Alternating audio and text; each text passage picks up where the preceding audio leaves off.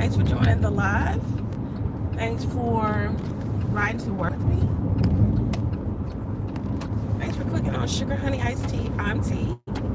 And yeah, this is the AM Drive. So let me turn this camera around. We are just entering the highway. I am drinking some water this morning. No ice. So the last couple of days I've been putting ice in my water, but today it was like, I think the ice kind of, I don't know, I never really ever order water with ice when I go out to a restaurant anyway, so the last couple of days are just off brand for me. So I'm back to water with. So what are you drinking? You drinking coffee this morning, tea, a soda, another type of beverage? I'm drinking water.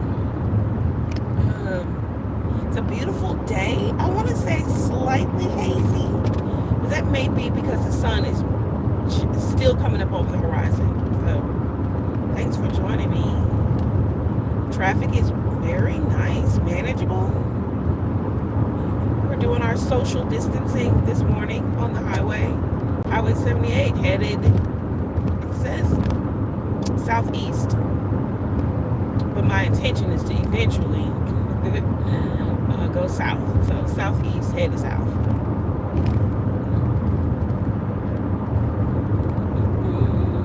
Joshua, yay! How's it going? You are first. Thanks for joining. Que pasa? What's going on? How's it going, friend? Joshua, my friend, how are you?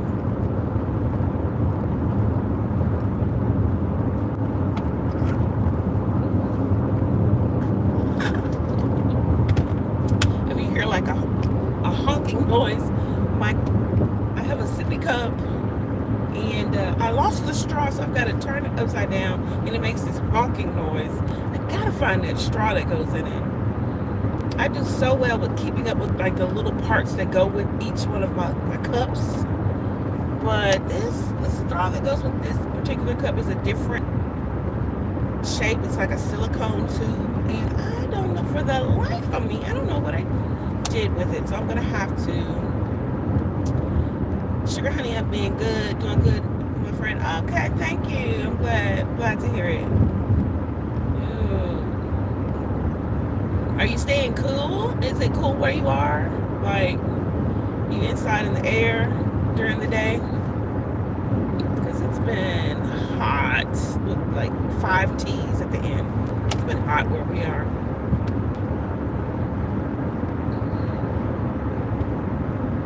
And every day I think I'm going to leave the windows cracked in the car. But earlier in the month, I want to say, early in the month, we had like a lot of these popcorn showers during the day, and the car would get soaked. So I stopped leaving the windows cracked. So I think I'm going to start leaving the windows cracked again. I don't know, y'all. Give me some suggestions. I had a window shade. The window shade, I think, is the culprit to the crack in the windshield. I honestly believe that my windshield was not used to having that direct radiant sunlight bounce back and forth between that that foil material, and I think it just got way too hot and cracked the windshield. Yeah, the traffic is wonderful. The weather is beautiful. It's blissful. Let's start using different words. Let's use bliss and fantastic. If someone asks you today, how are you? We're going to say, you know what, I'm fantastic. We're going to start using those different, different words to describe how positive and wonderful life is. So, yeah.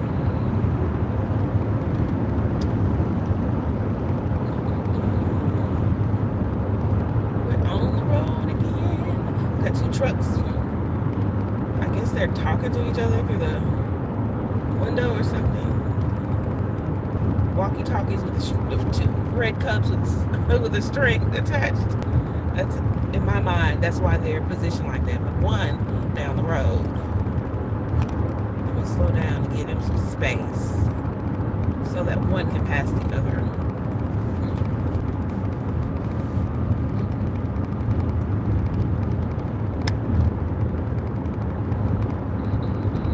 What y'all having for breakfast this morning? I'm hungry. I've got a banana in here, and I brought it with me yesterday, and I'm determined to eat this banana so that it does not spoil. I had it in a bag with an ice pack, so that was good. But okay, that truck got over, so I guess they want me to go around. So that's what I was going to do. Road work and a half a mile. So let me go around them before the road work starts. Let's do that.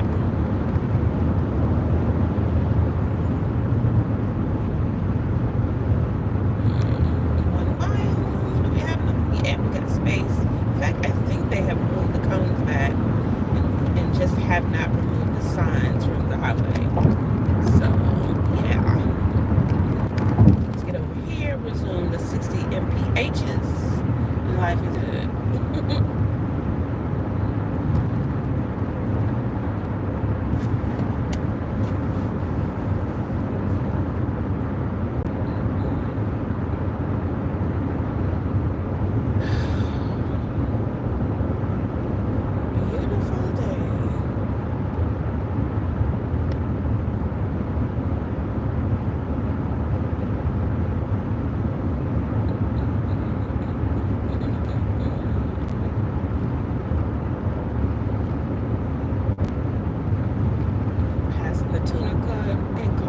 Exit.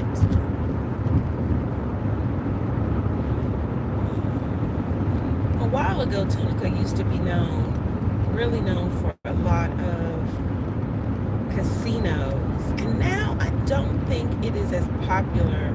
Like, I think Horseshoe is still in Tunica, but there used to be a lot, like at least one whole row of several casinos down there. I know we used to have like,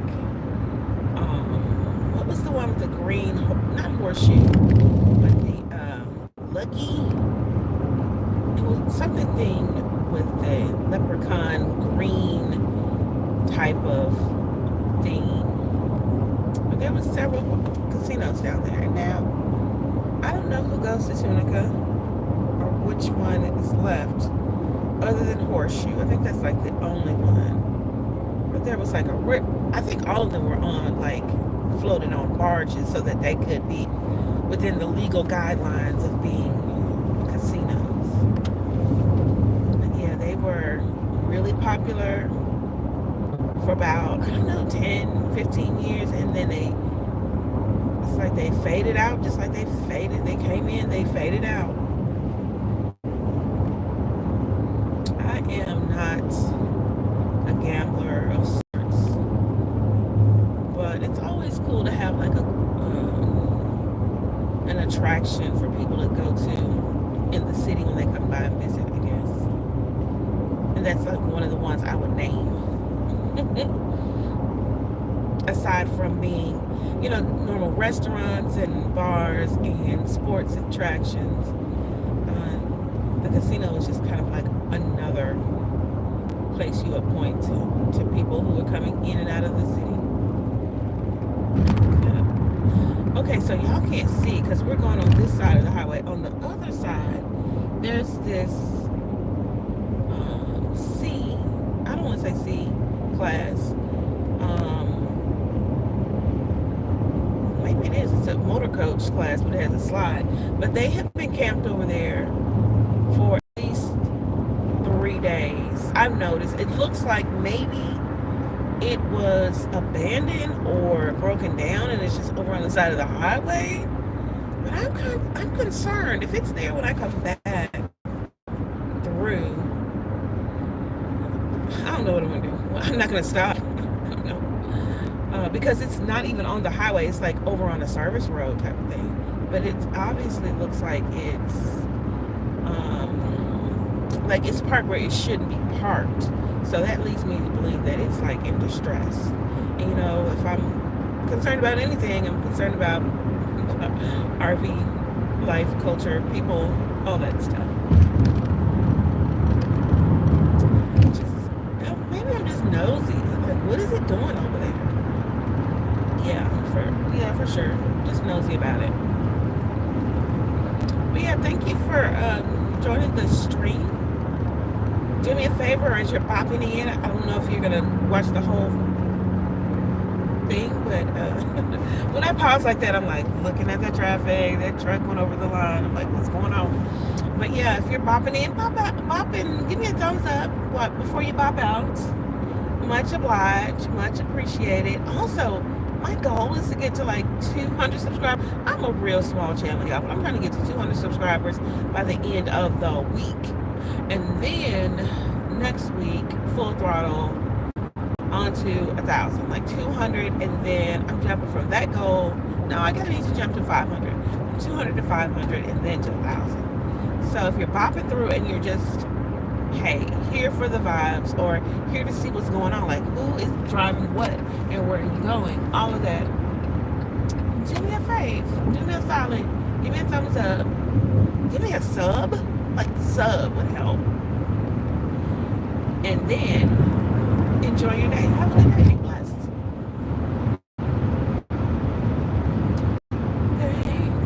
Thanks for the sub. Should I sing for the subscriptions? Over on TikTok, there's this dude who will sing your name if you put it in the chat, and then I think it will generate some type of funds if you click on something. But I thought that was kind of neat and funny. But he has this, like these headphones and a microphone set up, and he will sing your name if you put,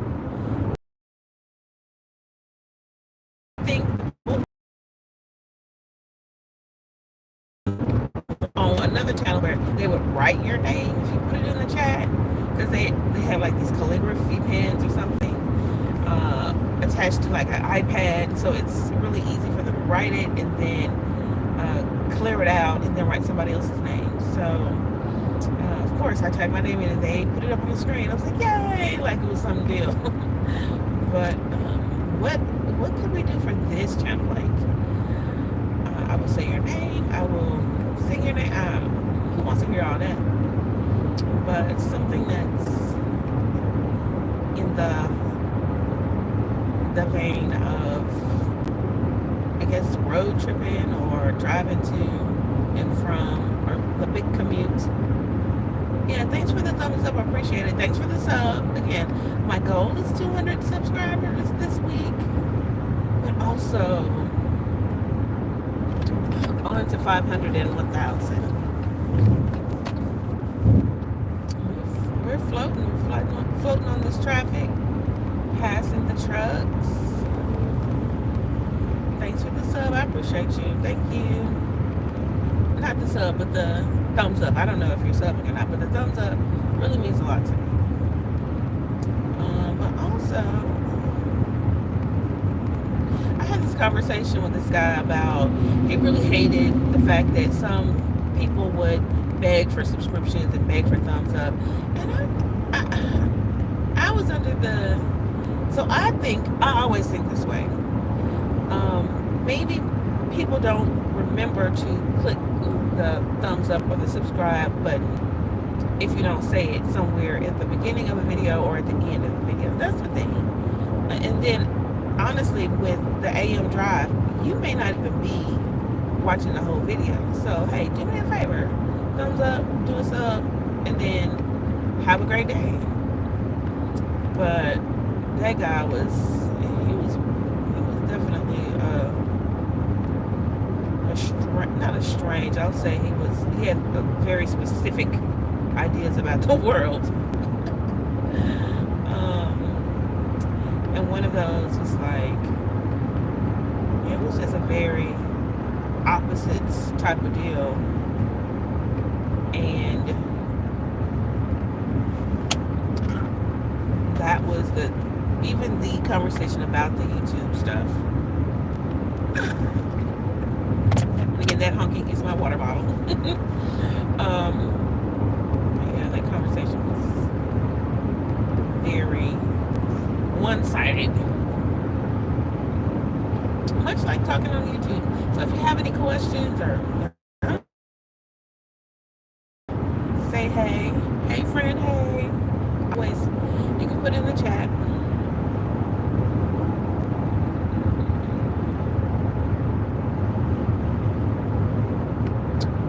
Today's gonna be a really good day. Honestly, yesterday was busier than I thought it was gonna be. I relish the days where I can just go somewhere and just put my head down and type and then just figure things out. If I could have like 2 hours of that, no, I want a whole day of that. Typing and figuring things out. I got things I need to figure out. Typing it, putting it together, and it just doesn't happen when there's a whole lot of busy stuff going on. Ooh. Oh, there's a car on the highway. There's one that's blinking, one that's not. So that leads me to believe that the people in the blinking car are there to help the people in the non-blinking car. So I'm thankful for that. Now, I saw a hitchhiker the other day, not on the commute, not on the way to work, but it was just kind of like I was doing like an errand, and there was a hitchhiker, and I was thinking to myself, people don't hitchhike anymore. By the way, thanks for the like. I don't know who did the thumbs up, but thank you, thanks a million. But yeah, who is that? But thank you. Thanks for the sub. Thanks for the like. Thanks for the love. Thanks for the comments. Appreciate you. Because it was like yo, friend, yo. I know. Have you ever seen a hitchhiker? Hitchhikers seem like that was a thing of a long time ago. But I literally saw somebody who was kind of like flagging people down. He had like a little sign and had his thumb out, up, had his thumb up. And he was really trying to get a ride. And I'm like, where, why, who, what, when? Do people still do that? Do people still pick up hitchhikers? That was kind of I think people used to go across country. Hitchhiking was like a way that young people, I don't even want to say young people, just people would go from one part of the country to the next part of the country, or go from one city to another city. If you didn't have money, it was thought of as a cheap way, but there were people who were driving by themselves and were like, hey, I got room in the car, or I got room in the pickup. So hitchhiking was a thing, and I'm trying to figure out, do people do that on the regs? Have you ever picked up a hitchhiker? By the way, thanks for the thumbs up. I appreciate you. Thanks for the sub. I appreciate you so much. Thanks for the love. Trying to get to 200 by the end of the week. Yeah, goals, right? But I was wondering about that dude. I have this happened, and I only told one other person. So I guess I could tell y'all. It's kind of like a ghost story of sorts, but not really. I was on my way home. I don't even know if I said this on this channel. I know I was talking to my daughter one day, and I told her about it. But there was, I was coming back home, on my way home from doing Uber. The sun had gone down, and I was like, you know what? I'm good. I don't want to do any more Uber for today. The sun has gone down, and I'm a little tired. Let me head on home. So the sun was setting. So by the time I got to like near where my home is. By the way, thanks for bopping in. If you're just bopping through for a bit, please don't forget to give me a thumbs up and sub. I really, really appreciate you, because I'm gonna hit this story. Let me tell you the story. It's a hitchhiking story. So I was on my way home. there's like this really covered, I want to call it, it's just a street that goes from the Tennessee area to the Mississippi area. And I'm not going to say it's not like maintained, but there's like a lot of branches and trees and stuff on both sides. So when it gets darker, like in the summertime, the trees fill up, and when it gets darker in the evening and at night, it gets really dark on this one little piece of, like, it's not even an alleyway, it's a street going from Tennessee to Mississippi. And if y'all are from the area, you know what I'm talking about. You know those, there's two of them, really. But there's one that's really very well covered. Over there by the, there's like an old landfill they don't use anymore. On the other side, if you didn't know that there was a landfill over there, you would know, because the brush and the trees and foliage, when it gets real thick in the summertime, you just don't see it. So I'm going down this little drive. I can't even call it a drive. It's a street. It's a strip of land, but it is a street. I'm not gonna tell you the name of the street because it's like real close to where I live. It's on the way, but it's very well covered. So as the sun sets, it gets dark. And midway down the street, there's like one lamp pole and one light, but it's in the middle between Tennessee and Mississippi. It's in the middle of the street area. Not the street, but it's like in the time that you have to drive from the street that is in Tennessee to the street that is at the other end that is actually Mississippi. I guess you can say, the state line of it all. But the natural state line is somewhere between those 2 points. And so you really can't see.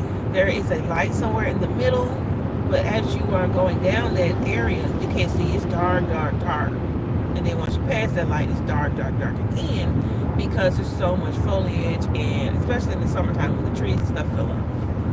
So I'm on my way home. I go down this path that is a way. It's a street. It is near where I live. But once you're on the other end of it, it's kind of like you get back to civilization. I like to call it Narnia. If you know, then you know. I'm not going to tell you the name of the street. I just nicknamed it, this little area. I call it Narnia, because you literally go down, you make a turn, and you're like in between this really covered area. And by the time you drive all the way down to the other end, it's like the world opens back up and you're in civilization again. So I was going down the street. Again, it was getting dark, darker, darker, darker. So by the time I got to that area, it was fully dark. Just, I would say within moments, it had gotten completely dark. And so I'm going down the street. Again, I had just completed what I considered my shift of Uber. And I see like a little thin framed figure, low haircut, slim,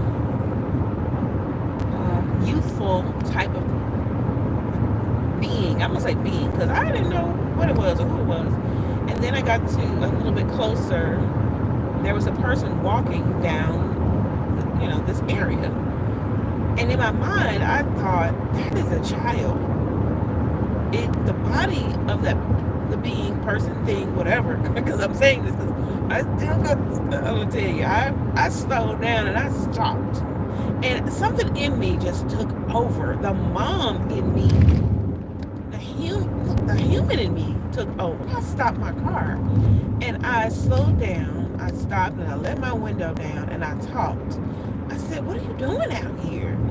And that person was like, well, my family left me at my cousin's house and I don't have any way to get back to where I live, and I didn't have, my cell phone went out, and I want to say she, because I just really couldn't tell if it was a she or a he, but I guess this one time you really can't tell. So it really doesn't matter for the story.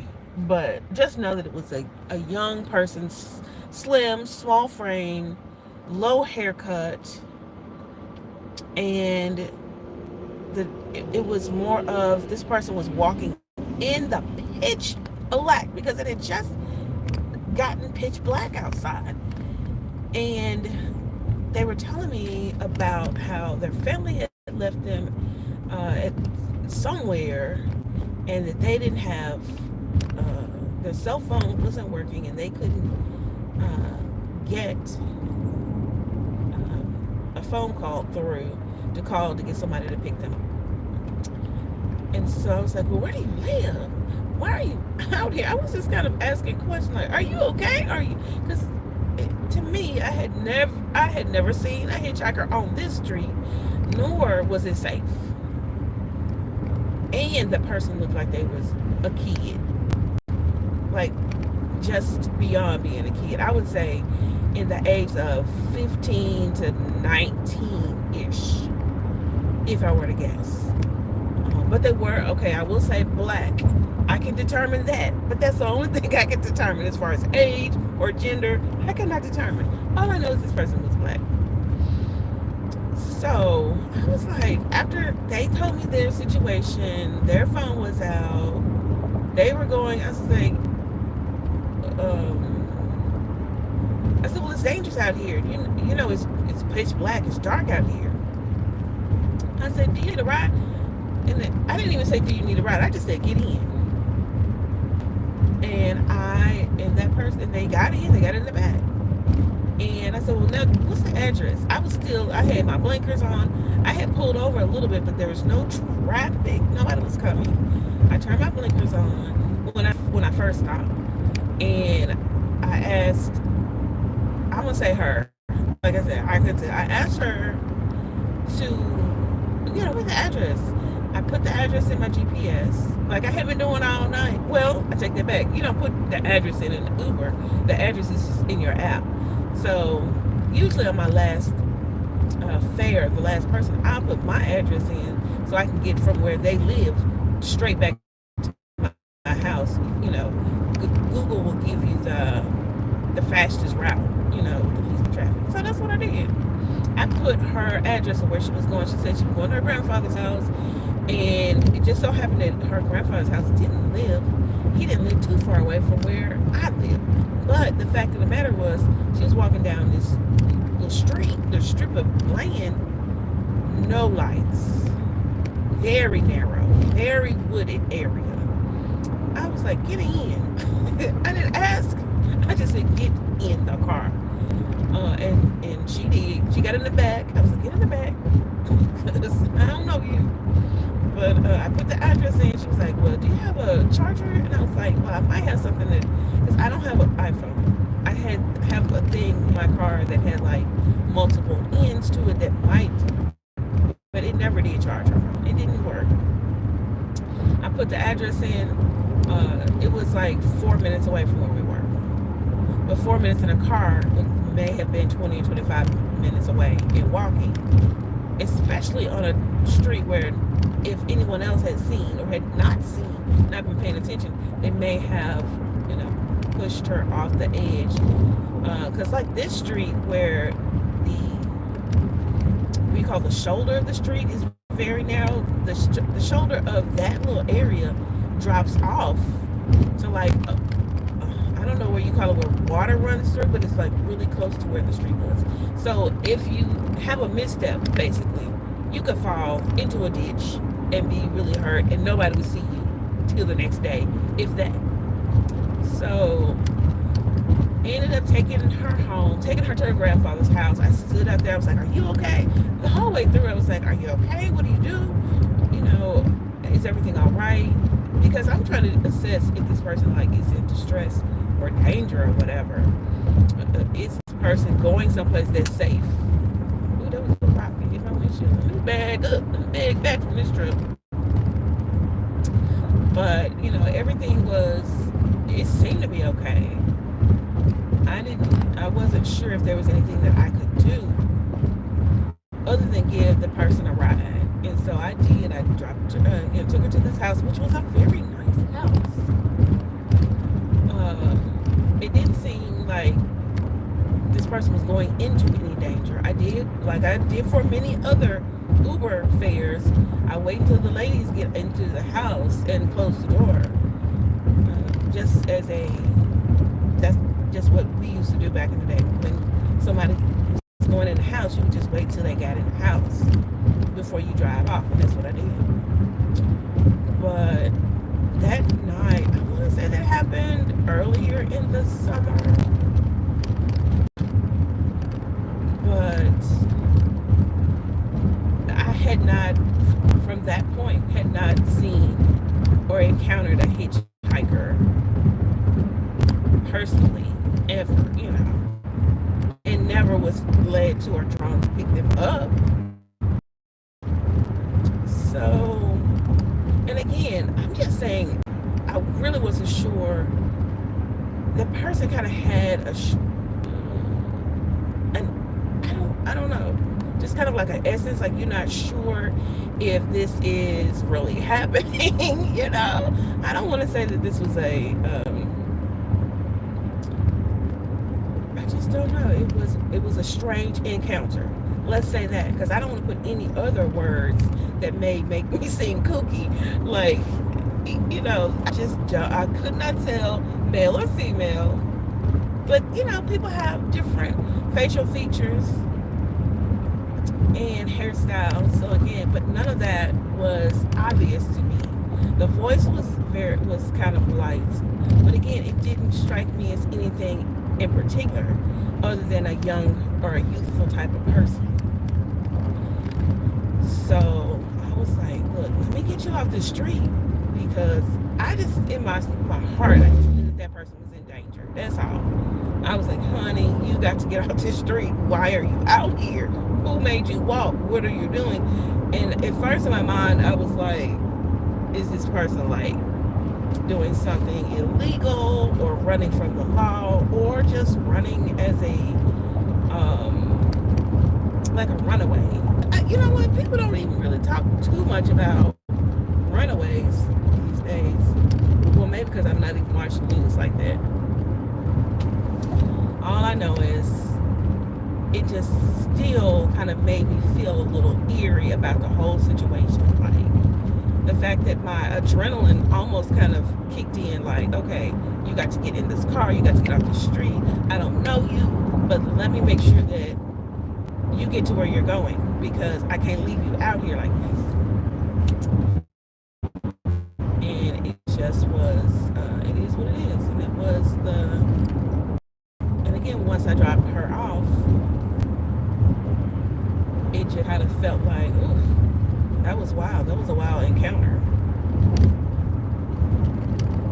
But still, I feel like I did what I needed to do. Not saying that anybody should pick anybody else up off the street and do hitchhiking, or should you do hitchhiking. But like I said, this is something that people used to do back in the day. I want to say 70s and 80s. That was the thing. What made it to the point where we as humans or people have gotten to the point where we're really not as trusting, or we're not trusting to help others, and we're not as trusting to receive help? Because in my mind, the greater question is, what has changed in our society where we're not, why it's not okay? In my mind, it wasn't okay, but at the time it was important, because I didn't want to see a child. In my mind, I'm not sure again how old this person was, but in my mind I was like, I don't want to see a child or someone young be out here in distress, and I had the option to help them out. And I've never been led to pick anybody else up off the street, or had never been led to pick anybody up as a hitchhiker before. But it was just like all the circumstances were just like there. Yeah. But yeah, I do appreciate y'all riding to work with me. I consider this the carpool. You're carpooling with me. And But yeah, we're getting kind of close to where I need to drop you off. So I want to say, hey, have a great rest of your day. Be encouraged. Don't be afraid to help somebody else out. Y'all, that's what the world needs. Help us. I'm not saying picking up hitchhikers is the thing, or being a hitchhiker is the thing. I'm just saying that let your natural instincts somebody who needs you.